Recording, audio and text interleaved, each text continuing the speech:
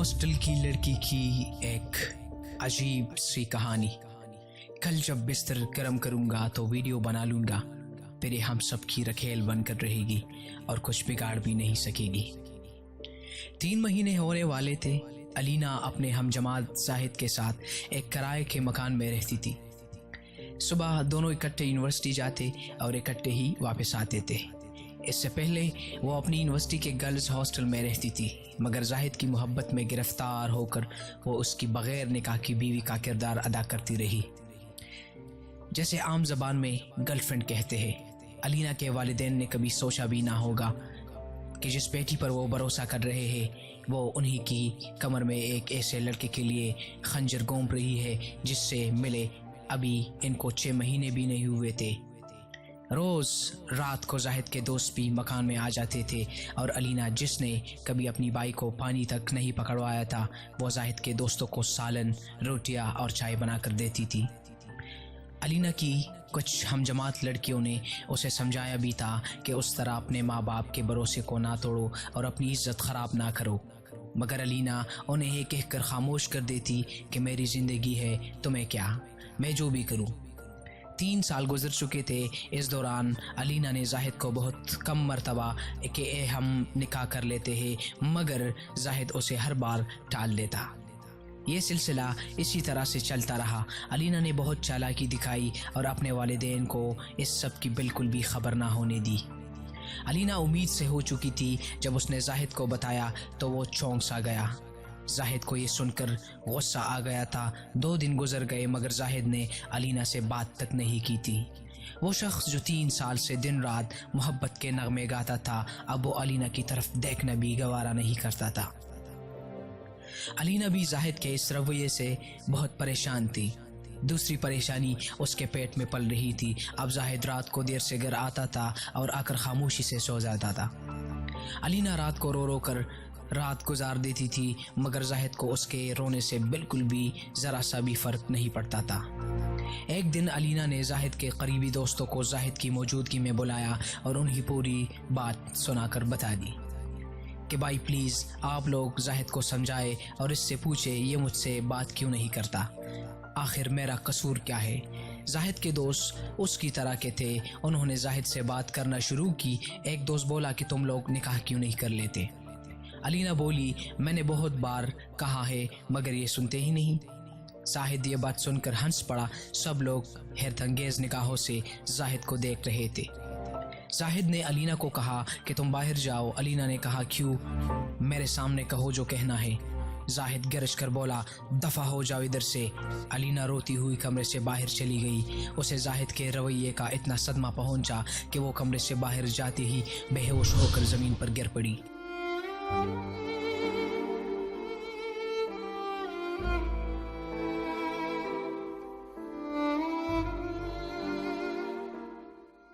اس کا علم نہ زاہد کو ہوا اور نہ اس کے دوستوں کو۔ وہ لوگ اپنی باتوں میں مصروف ہو گئے۔ جب علینا کو ہوش آیا تو اس کمرے سے آنے والی جو باتیں سنائی دی وہ یہ ہے، یار تم لوگ پاگل ہو گئے ہو کیا؟ میں اس سے شادی کیوں کروں؟ پیٹ سے ہو گئی ہے تو کیا ہوا، سالی کو اسپتال لے جا کر سارا کام سیدھا کر دوں گا، اور ویسے بھی پتہ نہیں جو بچہ اس کے پیٹ میں پل رہا ہے وہ میرا ہے بھی کہ نہیں۔ مجھے تو لگتا ہے یہ کسی اور کا ہے، لیکن اب پنس میں گیا ہوں تو تم لوگ ہی بتاؤ، جو اپنی ماں باپ کو دھوکہ دے کر 3 سال میرے ساتھ سو سکتی ہے، وہ مجھے دھوکہ دے کر کسی اور کے ساتھ کیا نہیں سو سکتی؟ کیا پتا تم میں سے بھی کسی کے ساتھ اس کا چکر چل رہا ہو اور مجھے علم نہ ہو۔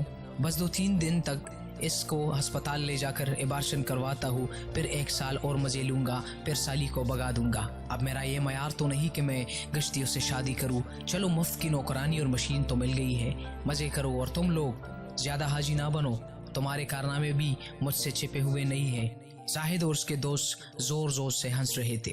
ایک لڑکا بولا یار زاہد ہمارا حصہ کب دے گا؟ ارے یار اب یہ تمہاری ہی بے بسی والا بچہ معاملہ سیٹ کر لوں، اس کے بعد سب مل کر مزے کریں گے۔ अब तो साली सो रही होगी, कल जब बिस्तर गर्म करूंगा तो वीडियो बना लूंगा, फिर ये हम सब की रखेल बनकर रहेगी और कुछ बिगाड़ भी नहीं सकेगी हमारा। इस दौरान वो कह लगाकर हंस रहे थे। अलीना को अपने कानों पर यकीन नहीं हो रहा था। वो अपने कमरे में गई और अंदर से लॉक करके पूरी रात अपनी गलतियों को रोती रही। सुबह 5 बजे जाहिद ने दरवाजा बजाया। अलीना ने दरवाजा खोला और मुस्कुराते हुए चेहरे से जाहिद का इस्तकबाल किया। जाहिद भी अपने बनाए गए प्लान पर अमल करने के लिए होंठों पर मुस्कान सजाए हुए था। उसने अलीना को गले लगाया और कहा कि सब दोस्त जा चुके हैं, मैंने तुम्हारा बहुत दिल दुखाया है, चलो आज सारा हिसाब बराबर कर देता हूँ। ये कहकर वो बेड पर लेट गया। जाहिद ने अपनी कमीज उतारी ही थी कि अलीना ने चाकू जाहिद के सीने के आर पार कर दिया। जाहिद चंद ही मिनटों में तड़प कर मर गया। अलीना की हालत गैर हो चुकी थी।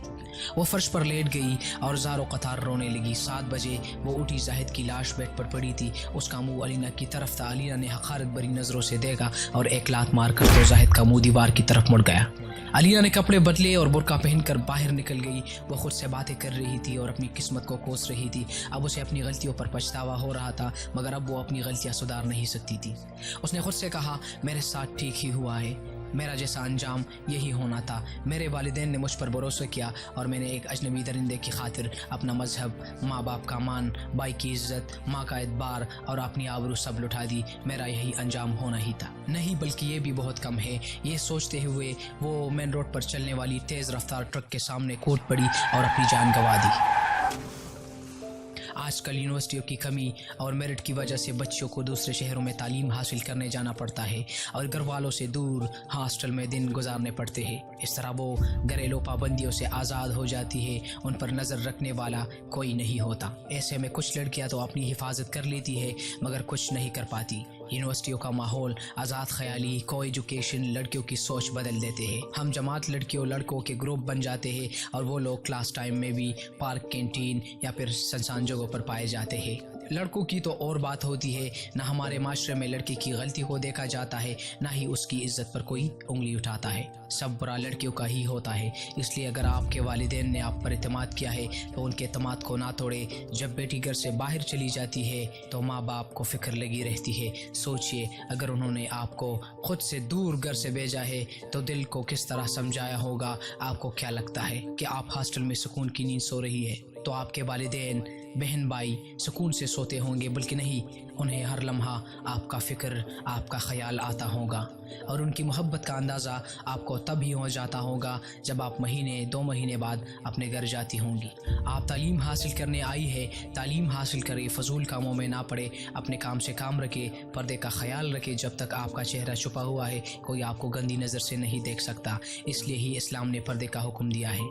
अक्सर लड़कियों का लिबास घर में और घर का और होता है, हालांकि यूनिवर्सिटियों में उसका लिबास कुछ और होता है। आप किसी और को धोखा नहीं दे रहे, अपने आप को और अपने वालिदैन को ही धोखा दे रहे हैं। खुदारा अपने और अपने वालिदैन की इज्जत का ख्याल रखे।